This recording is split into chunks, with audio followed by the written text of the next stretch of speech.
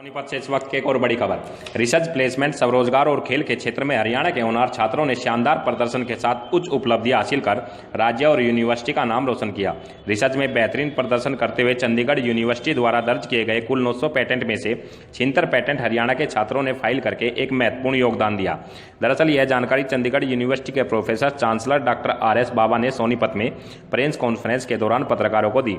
Research के क्षेत्र में यूनिवर्सिटी की उपलब्धियों के बारे में अधिक जानकारी देते हुए डॉक्टर बाबा ने कहा, office of the controller general of patent design and trademarks, Bharat सरकार के आंकड़ों के अनुसार चंडीगढ़ यूनिवर्सिटी साल 2018-19 के दौरान देश भर में सबसे अधिक पेटेंट फाइल करने से देश की नंबर 1 यूनिवर्सिटी बन गई है।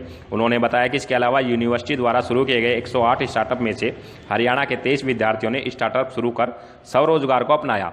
वहीं चंडीगढ़ यूनिवर्सिटी में पढ़ रहे मोहित कुमार ने एक ऐसा सॉफ्टवेयर तैयार किया है जिससे आप चाहकर भी एक्सीडेंट गाड़ी का नहीं कर पाओगे। दरअसल इस सॉफ्टवेयर का नाम आर्टिफिशियल इंटेलिजेंस है। इस सॉफ्टवेयर की खासियत यह है कि अगर आप सीट बेल्ट नहीं लगाते हैं तो आपकी कार स्टार्ट नहीं होगी। अल्कोहल पीकर सड़क पर गाड़ी चलाना मौत का एक प्रमुख कारण है। इसे रोकने के लिए मोहित कुमार ने एक ऐसी टेक्नोलॉजी बनाई है जिससे आप कार में बैठते ही कार आपको खुद ब खुद बता देगी कि आपने अल्कोहल का सेवन किया है या नहीं। सॉफ्टवेयर का सीधा कनेक्शन कार के इंजन से है। शराब की मात्रा 0.08% कानून सीमा से ऊपर है और इसका पता तब चलेगा जब ड्राइवर सीट पर बैठेगा और जैसे ही स्टीयरिंग को टच करेगा तो सॉफ्टवेयर खुद ब खुद सेंसेस करने लगेगा। सोनीपत से HN न्यूज के साथ अरुण चौधरी की खास रिपोर्ट। इनके लिए ये अनिवार्य है, इसके बिना दाखला नहीं होगा। लेकिन इसका लाभ क्या है मैं बताता हूं आपको। हमने क्या किया है कि इस टेस्ट के लिए हमने अभी से शुरू कर दिया है। ये टेस्ट अभी से शुरू हो जाएगा, मई तक चलेगा। तो इतना लंबा अरसा बच्चों को मिलेगा जिसमें वो इम्तिहान दे सकते हैं। ये इम्तिहान 200 से ज्यादा केंद्रों में लिया जाएगा ऑनलाइन। वो केंद्र यूनिवर्सिटी स्थापित कर रही है। तो बच्चा अपनी मर्जी का केंद्र चुनेगा जहां पे उसने इम्तिहान देना है। नंबर 2, वो अपनी मर्जी का दिन चुनेगा, कोई भी दिन चुन सकता है मई तक। और उसके बाद फिर अपनी मर्जी का समय भी चुनेगा, मॉर्निंग इवनिंग कोई भी सेशन में दे सकता है। और सबसे बड़ी बात जो आपसे शेयर करने जा रहा हूं वो ये है कि इस टेस्ट में जो विषय होंगे जिनमें वो अपीयर होगा वो वही होंगे जो उसमें +2 में दिए हैं। तो +2 मेडिकल वाला +2 मेडिकल के विषयों में अपीयर होगा, +2 नॉन मेडिकल वाला नॉन मेडिकल के विषयों में अपीयर होगा, +2 कॉमर्स वाला कॉमर्स के विषयों में अपीयर होगा और +2 आर्ट्स वाला आर्ट्स में होगा। आप मेरे साथ सहमत होंगे कि बहुत सारे विश्वविद्यालय एंट्रेंस टेस्ट करते हैं लेकिन एक ही लेते हैं। वो आर्ट्स वाला भी वही पेपर देता है, दूसरा भी वही देता है, तो उसको लिमिटेड सी चॉइस होती है वो उसमें अपनी प्रतिभा दिखाने की। लेकिन इसमें वो अपनी मर्जी का विषय भी चुनेगा और फिर उसमें एग्जाम देगा। अब शर्त क्या है कि उसको 90% से ज्यादा अंक लेने पड़ेंगे मेरे टेस्ट में। अगर वो मेरे टेस्ट में +2 का टेस्ट है तो उसमें मुझे लगता नहीं कोई दिक्कत होनी चाहिए, जो लायक बच्चे लेंगे। 90% से ज्यादा अंक लेगा तो उसको 100% स्कॉलरशिप दिया जाएगा, छात्रवृत्ति दी जाएगी। If anybody scores more than 90% marks they will get 100% scholarship, 100%। Okay. और इस 100% स्कॉलरशिप के बाद अब मैं उसके +2 के मार्क्स नहीं अभी देख रहा हूं।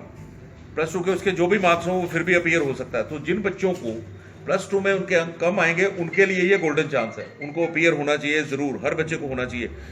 अब अंक उसने प्राप्त कर लिए, दाखिले के समय हम जरूर देखेंगे कि तुम्हारे +2 के मार्क्स जिस विषय में आप जिस क्लास के लिए आप योग्य है उसी में दाखला मिलेगा। लेकिन अगर स्कॉलरशिप आपने जीत ली है वो स्कॉलरशिप आपके पास रहेगा।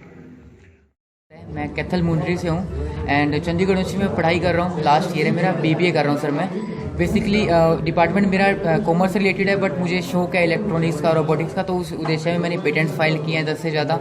अपनी कंपनी स्टार्ट की है DD यूनिवर्स के नाम से एंड काफ़ी सारी इनोवेशंस किए जिनमें से कुछ मैंने आपको दिखाई। अब मैंने एक वुमेंस के लिए डिवाइस बनाया था क्योंकि मुझे पर्सनली लगा था कि वुमेंस की सेफ्टी के लेके हमारे यहाँ पे थोड़ा इशू है, ठीक है। तो वो डिवाइस बनाया जिससे गर्ल्स कहीं पे भी ट्रैवल करती हैं, आधी रात को है, दिन में है, कहीं पे भी जा रहे हैं तो उस डिवाइस को कैरी कर सकती हैं।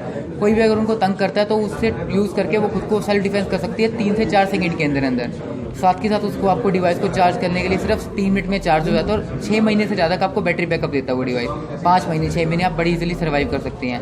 एंड इसके अलावा सर मैंने स्मार्ट बिन बनाया था, 1 लाख वोल्ट का झटका देता है। ये सुनने में बहुत ज़्यादा लग रहा होगा आपको, बट झटका क्या है कि एम्पेयर रेटिंग बहुत लो है सर। जान हमारी एम्पेयर से जाती है, तो एम्पेयर इसमें 0.0 है जिससे आपकी जान नहीं जाएगी। एंड आप जिसको भी टच करोगे कुछ टाइम के लिए, हमें होता है ना कि करंट लगने के बाद हम डर जाते हैं, तो वो सिचुएशन आ जाएगी जब लड़की खुद को सेल्फ डिफेंस बड़ी आराम से कर सकती है। इसके अलावा मैंने स्मार्ट पिन बनाया है। एक स्मार्ट पिन क्या है कि अब डस्टबिन है, हमारे नरेंद्र मोदी जी है स्वच्छ भारत अभियान को बड़ा प्रमोट कर रहे हैं, जो कि होना भी चाहिए और बहुत बढ़िया है। तो उसी को फोकस में रखते हुए मैंने डस्टबिन बनाया है, जिससे क्या है कि आप डस्टबिन के पास से आओगे या जाओगे तो आपको आवाज़ मार के बुलाता है, क्योंकि अवेयरनेस क्रिएट करनी है। तो कोई भी बच्चा है, कोई भी इन चीज़ों को देख के सोसाइटी अट्रैक्ट होती है कि ये डस्टबिन आपको आवाज़ मार के बुला रहा है। तो इस टाइप से डस्टबिन आप उसके पास से आ रहे हो तो आपको आवाज़ मार के बुलाएगा, कचरा डालोगे धन्यवाद कहेगा, धूप से चार्ज होता है सर। एंड इसके लिए मुझे मिस्टर हमारे जो केजरीवाल जी है, मैंने उनको भी दिखाया था, उनसे ही मुझे अप्रिसिएशन मिली इसके अलावा। और कुछ हमारे अलग अलग स्टेट्स के डीसीज हैं, आईपीएस ऑफिसर्स हैं, मैंने सबको मेरे इनोवेशन दिखाए हैं, सभी की तरफ से अच्छा रिस्पॉन्स है।